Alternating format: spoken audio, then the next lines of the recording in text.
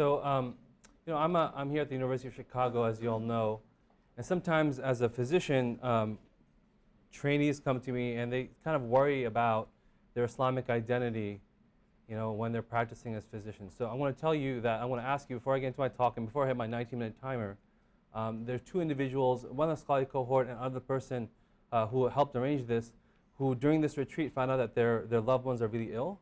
So I want to ask you to just say Ameen to do I'm going to make for them for a minute before we start, right? Because this program is Islam and Biomedicine. We're Muslims here, and I think if those feel uncomfortable in me doing that, I apologize, but I feel as we come together, we should be able to appreciate that.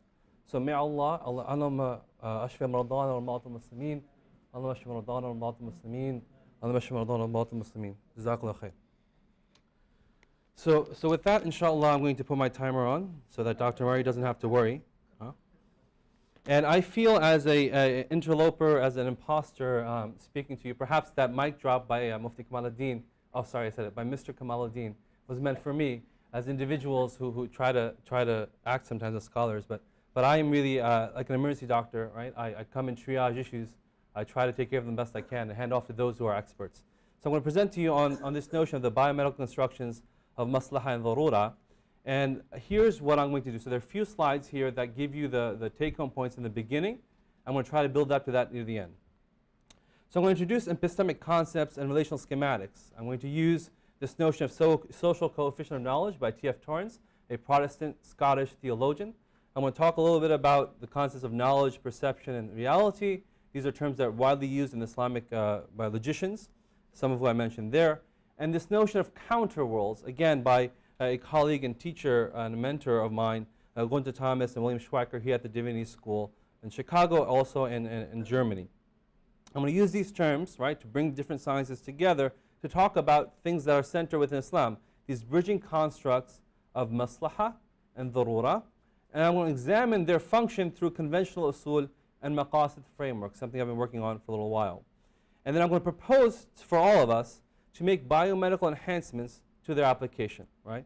I'm going to use epidemiology to determine the presence of these threshold realities that are introduced by the terms of maslaha and darura, and also use social scientific tools to evaluate this big thing that we all want to know, whether something's Islamic, so to speak, right? And you'll see more of that tomorrow, inshallah. So let's begin. So here's how I would put things together about when we talk about looking at something, right? That oftentimes we want to judge the Islamicness of something. We have an Islamic scholar dressed in certain garb and some understanding who's looking at some sort of reality, right? Be it biomedicine or whatever else. If it's the University of Chicago, it's the perfect medical team. Yeah. So in any case, right, that is the subject looking upon the object of knowledge. And what we often think is that we want to build a bridge of knowledge between that subject, that person, and the object. So that subject uses tools of reflection, tafakkur, not tafaqquh, but tafakkur at least, to understand that object. But we often neglect the fact that that object is also undergoing a process of disclosure. The scientific method or whatever method you're using, you're uncovering, unveiling that reality that is occurring. So both of them are linked really in a social coefficient of knowledge. They're attached to the same epistemic level, the same reality, ilm al-waqi. They're in the same relation to God. They're in the same dimension, so to speak. And that what is occurring between them is that there is a significance to the meaning or to the knowledge that's gained, that it comes through symbols, structures, and rituals. That the locus of meaning is that interaction between that subject and that object. Those actions represent knowledge, right? Those actions represent knowledge. So knowledge is actually socially constructed, all right? It is a relational structure between the subject and the object. And what happens is that those two, if they're in the same plane of reality, are often thought about in relation to a different thing outside of that same plane of existence. And Kamaluddin just did that, right? In relation to wahi, these things are on a different plane, right? In the relationship to qat'i knowledge, they're on a different plane. So you then set up a structure by which you will judge between them, or you'll mediate between them, and you'll ground them to something else, right? So think about it in a religious sense, equidistant from God. Now we understand how we deal with these knowledges. So in judging and, creating Islamic moral knowledge has the same structure, right? And I'm going to Islamicize, quote unquote, that slide now. So we have the scholar with tools and visions who's thinking about scripturally informed, intuition-based, orally transmitted, huduri knowledge, using a Ghazalian thing that I'm going to let Sheikh Afifi talk about later. But presential knowledge about, and what I'm going to say is a counter world. So when you're trying to judge the moral status of something, you're thinking about it in relation to something else. A counter world is a world you would like to see, the ideal form that you want to judge amongst. Maybe your scripts tell you what that looks like. You don't know, but you want to move to that. It's an aspirational ideal. So when you judge the moral status of something, you're thinking what it should look like. Or as last night Sheikh Amin said, the civilizational ideal of what it should be. Then now I'm going to move people towards that, right? But at the same time, that's perceptive knowledge, right?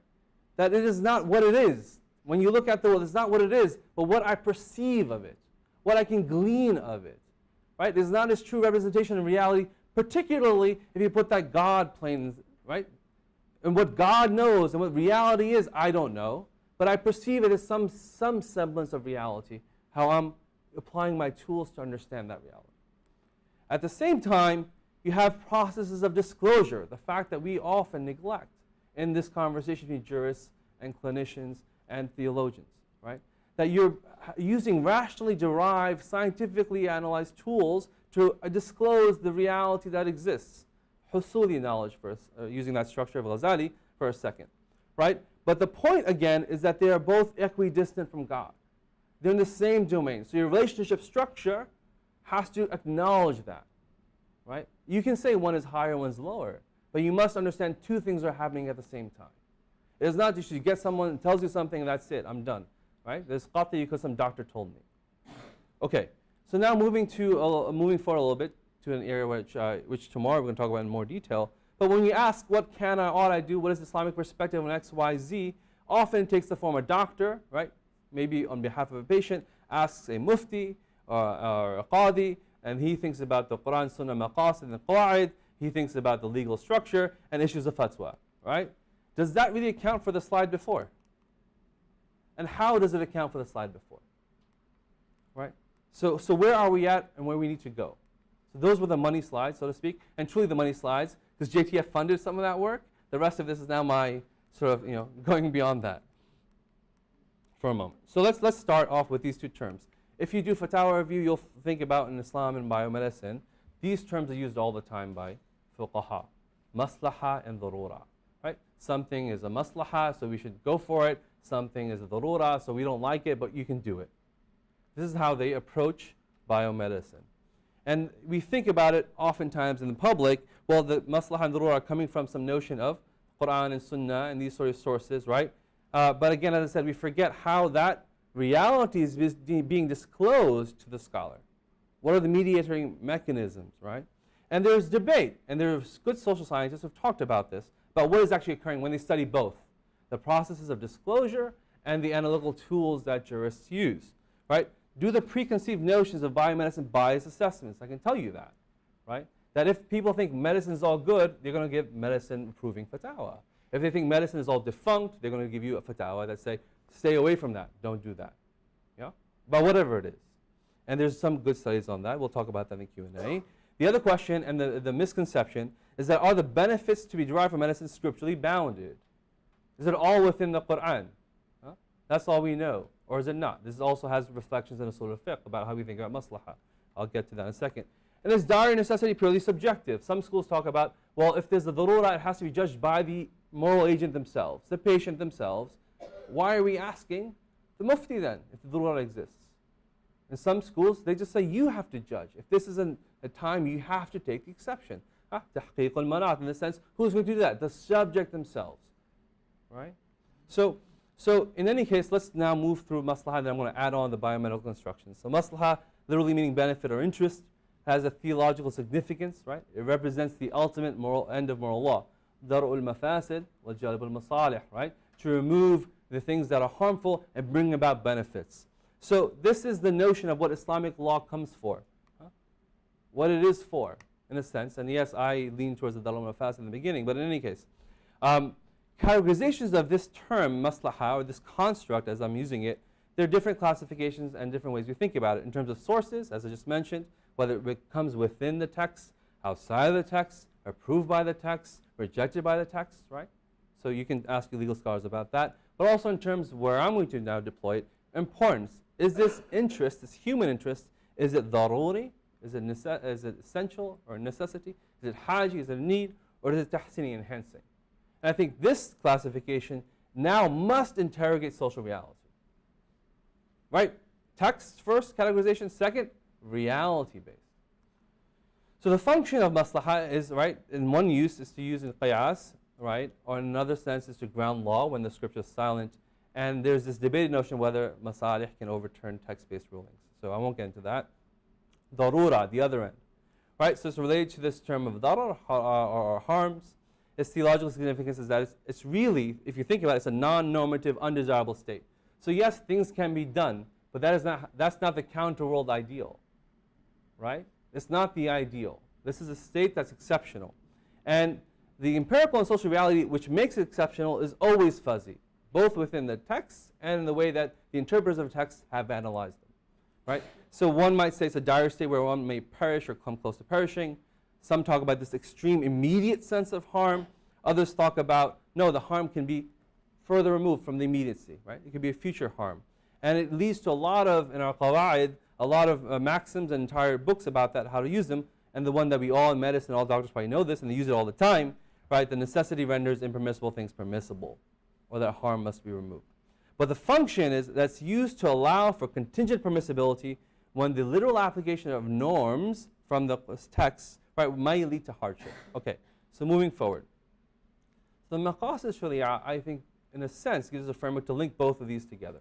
These bridging constructs of maslaha and darura, and actually at the same time allow us to bring in science. Okay?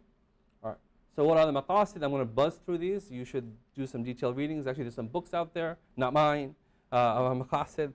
But, right, so the term that's used by Imam al-Shatibi, Usul al-Din wal-Qawa'id al-Sharia wa Kulliyat al-Miyya, right, that these are the fundamentals of religion, the principles of the law, and the underlying sort of the overarching notions that bring us together, right? So the frameworks for delineating moral norms, human interests, ethics, and law, okay?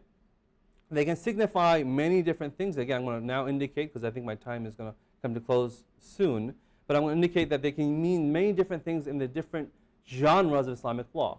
It can mean a hikmah, a wisdom behind the ruling. It can mean an illah, right, the ratio legis of a ruling, or it could mean human interests. And in the context that we're talking now, I'm talking about in terms of human interests, masalih al-nas. Okay? So Imam al-Shatibi and Sheikh Umar Quraishi is going to disagree with me here. Last night he didn't get a question right in his team because of this. But he is considered, I understand Imam al-Haramain Juwaini, yes, whatever. Okay, anyway. So the 13th century Maliki jurist, right, is considered the father of maqasid sharia. He used an overall, he built out the theory fully, not that he mentioned it first. In any case, Islamic knowledge should be given to everybody else, or widely attributed.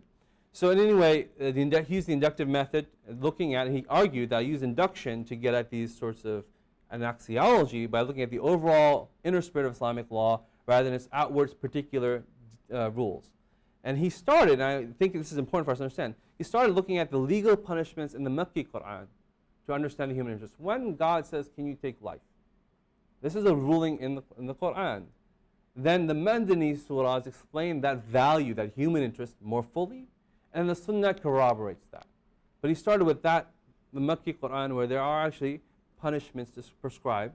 So he started about that. So when is life important in religion? When is that important? And he brought upon al-Ghazali's sort of notions of hifz, protection of these things. Okay, let's moving forward. I'm going to mention this example for you to ask those theologians and jurists about, right?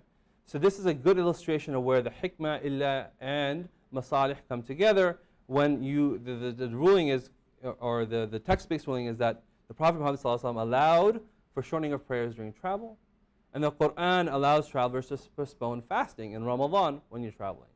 So now work out what the human interest is that led to the revelatory ruling, and then on that basis you can then move to use another issue, or move that ruling to another issue, where you can do qiyas. I think that will help you understand how these things come together. I'm not going to go through them because they're going to tell me I do it wrong. Anyway, so move on. I even skipped the slide. Don't take pictures. Yeah. Later on, maybe I'll show you. Okay, but the point here is that al-Shatibi's maqasid, he comes down to these are the daruri maqasid, these 5 things. Yeah? The preservation of religion, human life, progeny, material wealth, and intellect. And he says in his theory, again, that religion, and he argues for that, there are others who argue against him, that religion is the overarching, right, interest, then life. Others say, no, it's life, then religion. There's a lively debate, but the rest he has no prioritization schema for. Okay? Others have embellished upon that, but he doesn't. He says, I'm not sure exactly how you prioritize the rest.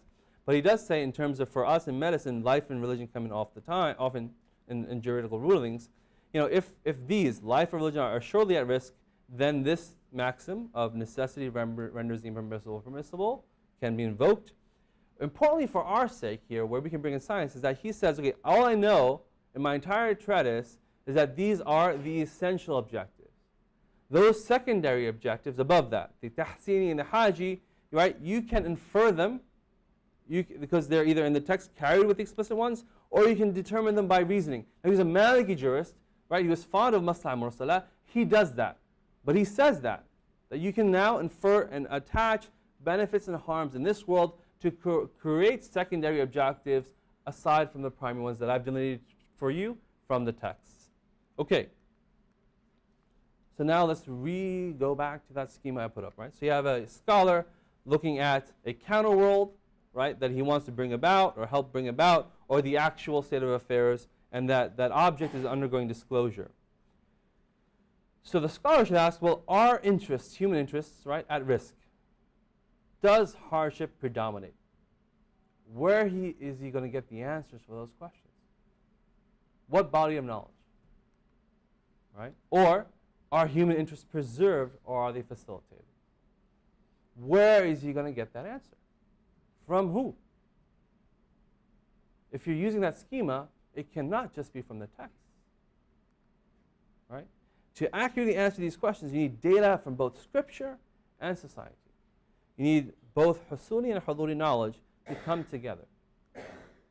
And this is, and my colleague loves Malaysia, huh? So Malaysia is doing this, often in the public policy deliberations, thinking about maqasid theories, how we can bring in together data from ilm al-waqi' and also from the Quran and the Sunnah. So let me now close with my example, all right? Okay.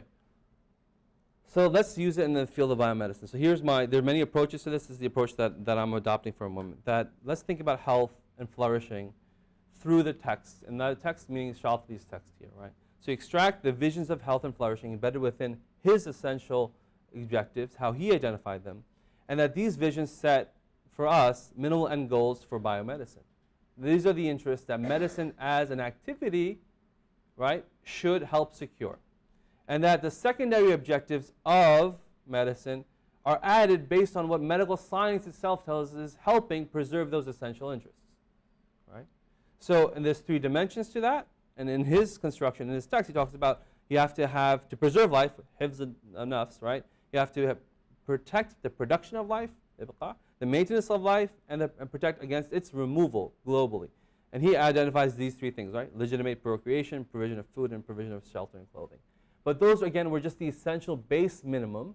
On top of that, you can use that scientific activity, that human activity, to create secondary or tertiary objectives to the activity of biomedicine. All right, so let's look how this looks, right? So we're going to build upon other objectives based on that. But we start off saying he identified through the text that preservation of life is an interest of the lawgiver, right? It's a human interest that the lawgiver has taken into account when making law. So how would this work? Okay, so here we go. So if you want to preserve life, what does science tell us about the causes of death? Right? All that activity in science and medicine tells us that there are certain global causes of death. These are some I've highlighted for you, right? So that we know that lower respiratory tract diseases, chronic obstructive pulmonary disease, and tracheal and bronchial cancers contribute to a mass of people dying, right, globally. If you want to move here to the United States, again, a similar reflection, right, that cancer, part of that's lung cancer, one of the highest cancers amongst men and women, and then chronic lower respiratory diseases contribute to a lot of death in our societies. So from that, you can say, well, let's now create an Islamic, that's 19 minutes, I'm almost one more minute. So let's make an Islamic policy agenda. Let's tackle lung cancer and COPD, that's through these Islamic policy initiatives. So what must the jurist or the policymaker do? Let's find evidence, right? Evidence-based strategies known to be effective in reducing death from these things that cause death. If they are of the level of certitude above dhanni, right, above 50% certitude, then we should, in an Islamic schema and an ideal, create policies that help do that.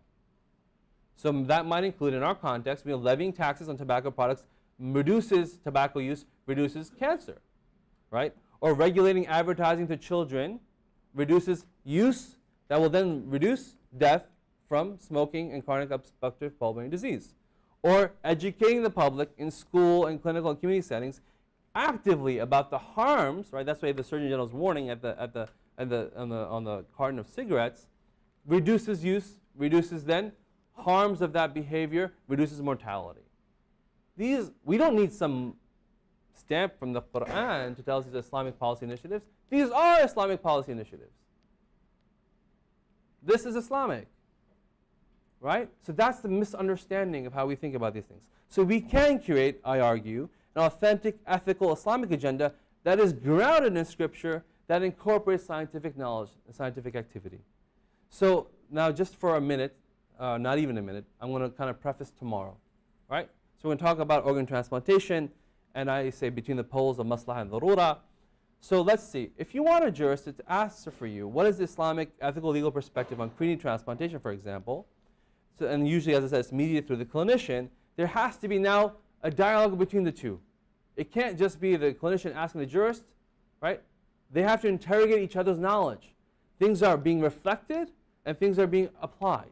There's a disclosure occurring. How would that occur? So the jurist says, well, is there a life-threatening threat from kidney failure? And the scientist will say, well, yes and no. It depends on the patient factors. And then you look at the science. Well, what is the relative life expectancy of someone on dialysis versus transplant?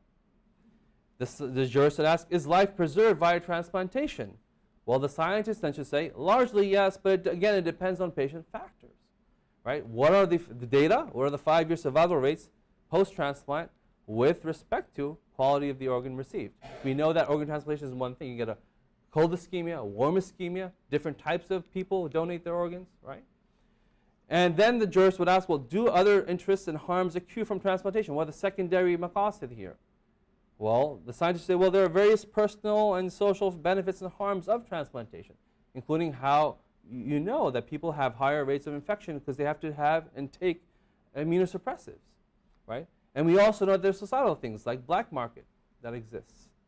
Then when you're coming to a juridical decision that will then become a policy decision in places like Malaysia, you say, okay, well, does an opt-in or opt-out policy best preserve life? Something you're dealing with in the UK, which I imagine we will shortly.